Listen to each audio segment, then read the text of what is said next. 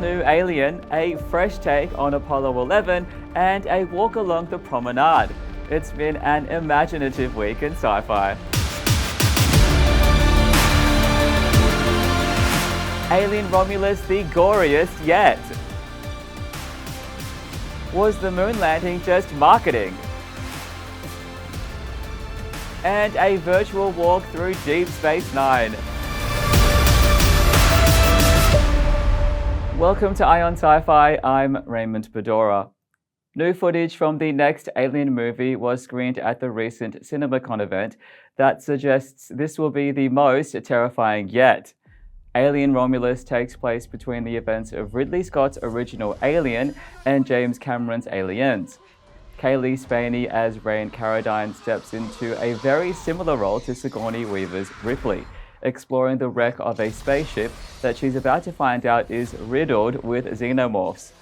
The clip screened at CinemaCon showed not only the initial attack by facehuggers, but also the later chest-exploding consequences, which will hopefully be included in later trailers. Evil Dead's Fede Alvarez is directing, with Ridley Scott back as producer. Alien Romulus is due in cinemas August 16.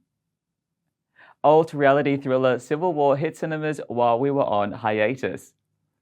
In what's thought to be Alex Garland's last major film before retirement, Nick Offerman plays a fascist president from a near-present timeline who is clinging to power for a third term, bringing down democratic institutions in order to stay in the White House. In a somewhat unexpected pairing, rebel states California and Texas have teamed up to fight back, pushing the US towards a second civil war. Kirsten Dunst plays a photojournalist risking her life to travel across the country to interview Offerman's president in the hope of avoiding war. Given current politics in the US, the film's premise may strike too close to home for many, and even Garland has suggested he doesn't see his film as sci-fi at all. It's been well received by critics though, with a 91% Rotten Tomatoes rating from 85 reviews. Civil War is in cinemas from April 12. Channing Tatum and Scarlett Johansson have teamed up for a fresh take on the original moon landing in Fly Me to the Moon. The movie skirts dangerously close to conspiracy theory territory as NASA becomes concerned it's losing the support of Americans in the lead up to the Apollo 11 lunar mission. Johansson's marketing expert Kelly Jones is hired to lift NASA's public image with interesting results. When she discovers that NASA's engineers refuse to do interviews, she hires actors to play them at press conferences instead, including one hilarious scene where Tatum's launch director Cole Davis unexpectedly meets his doppelganger. Perhaps getting carried away, Jones also comes up with Project Artemis, not to be confused with NASA's upcoming moon landings, as a backup plan. She hires a soundstage to fake the moon landing if Apollo 11 fails, or the Russians look like they'll get there first.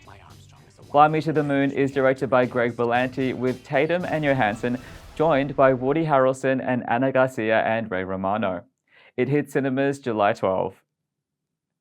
Deep Space Nine's Promenade has been added to the Roddenberry Archive, along with Discovery's Bridge. Described as a digital museum, the archive has become known for its highly detailed 3D renderings of Star Trek locations, including the various bridges of the Enterprise from original series through the movies and the Next Generation. Last year, the archive launched a web portal which allows virtual tours of its 3D locations, and recently an app was released providing access for users of Apple's Vision Pro headset. As with previous releases, the new location is accompanied by a video walkthrough of the promenade narrated by a Star Trek star, in this case Armin Shimmerman, who played Ferengi bartender Quark in Deep Space Nine. For a limited time, the entire Roddenberry Archive is available for free via web and Vision Pro. And that was the week in sci-fi. For more news throughout the week, go to eyeonsci-fi.com.